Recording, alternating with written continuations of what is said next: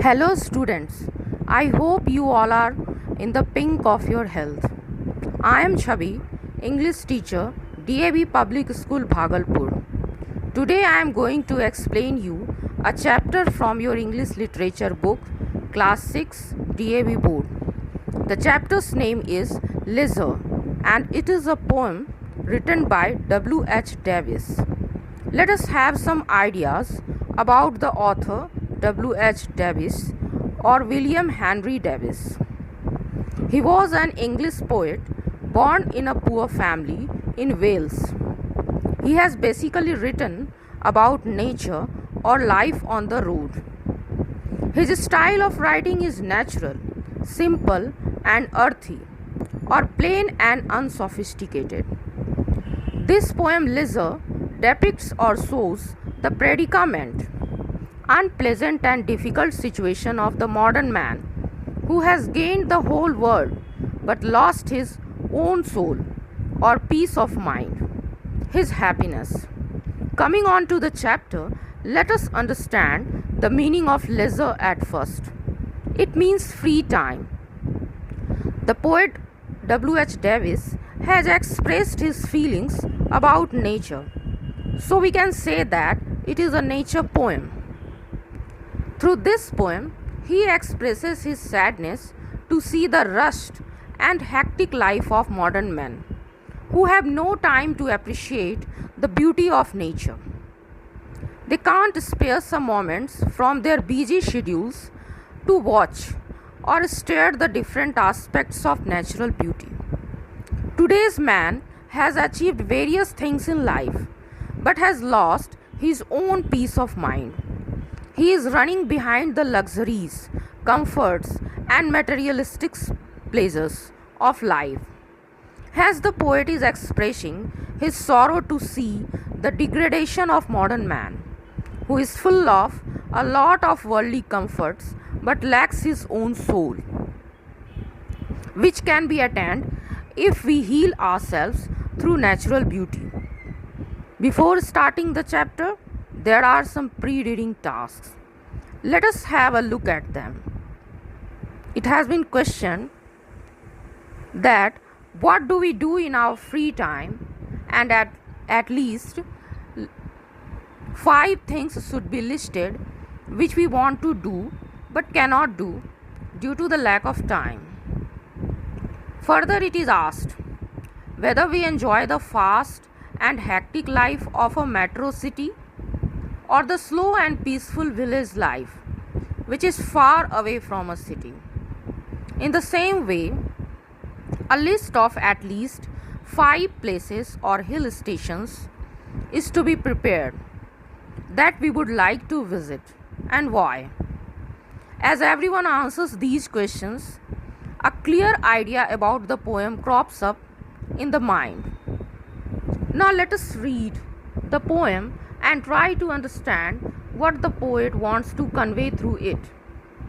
This whole poem is in the form of couplets. You might be wondering, what are couplets? Well, these are the 2 lines verse or poem. Here in this poem, we see that all the stanzas consist of 2 lines. So they are written in the form of couplets. Now let us have a glance over the very first 2 lines of the poem. The poet laments about a hectic life. He expresses his sorrow that what type of life we have, if it is full of care.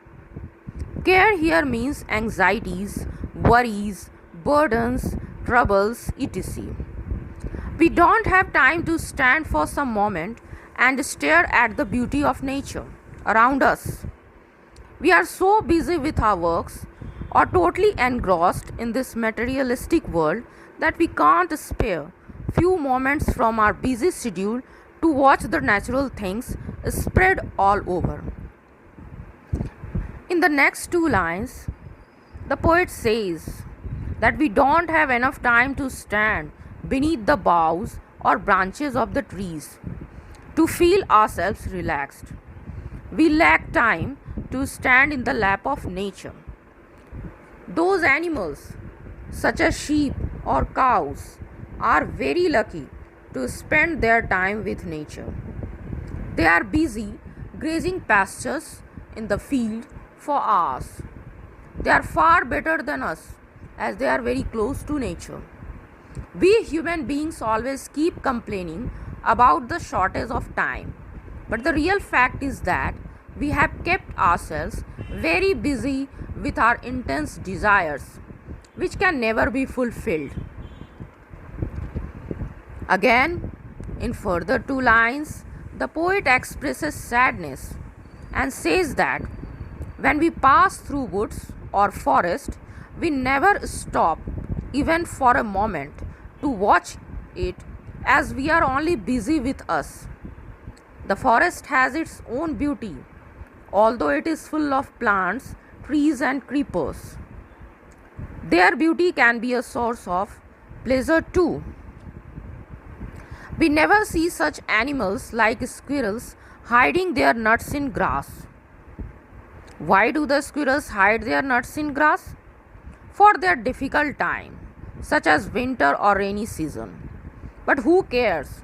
Who has free time to watch such things? Thereafter, it is explained by the poet that we people don't have time to watch the beauty of streams or small rivers during daytime. Broad daylight means the time when the sun is at its peak. It's the noon time, and during that time, rivers seem to be full of stars and shines in the same way like stars which twinkle at night. The poet has compared the stars in the sky with the river water which shines during daytime. It's because when the sun rays falls on the river water, it reflects light or shines like stars. Small pebbles are visible under the still river water, and it seems that the stars have descended on the earth during daytime. But it's a pity that nobody has time to watch such beauty of nature. Again, it has been explained by the poet that no one has time to watch the natural beauty. Here, the beauty of nature has been personified as a dancing girl who changes her moods and expressions with every movement of her feet. Just like a dancing girl movements and facial expression changes. In the same way, nature keeps on changing its form in each season. We can see leaves or flowers blooming around us. But for observing all these things, none has got free time.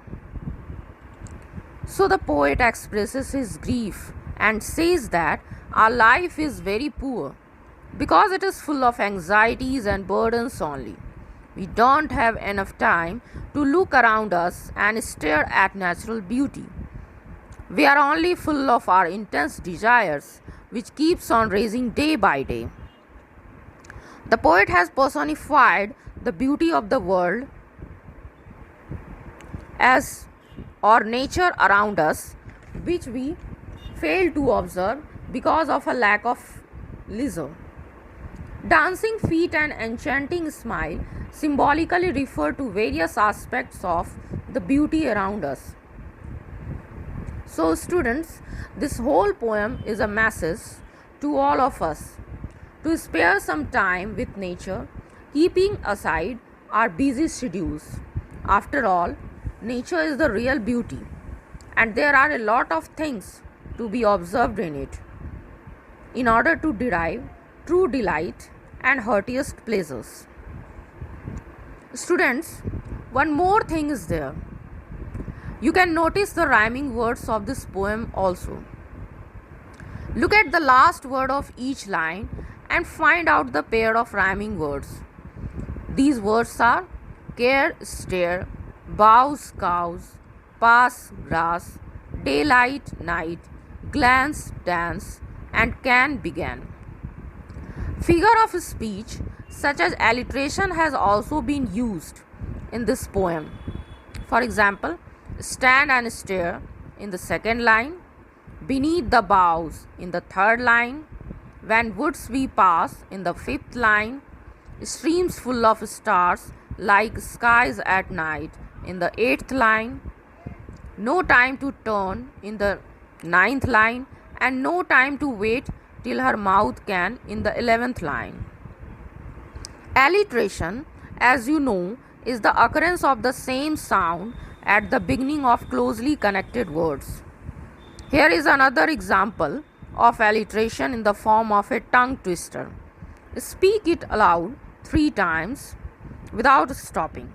Betty bought some butter, but the butter was bitter.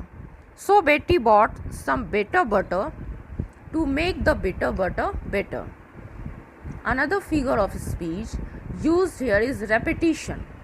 See the expression no time, which has been repeated in this poem. Okay? So thank you for today. Hope you all have enjoyed this poem well. Thank you once again and goodbye to everyone. Keep smiling and maintain good health.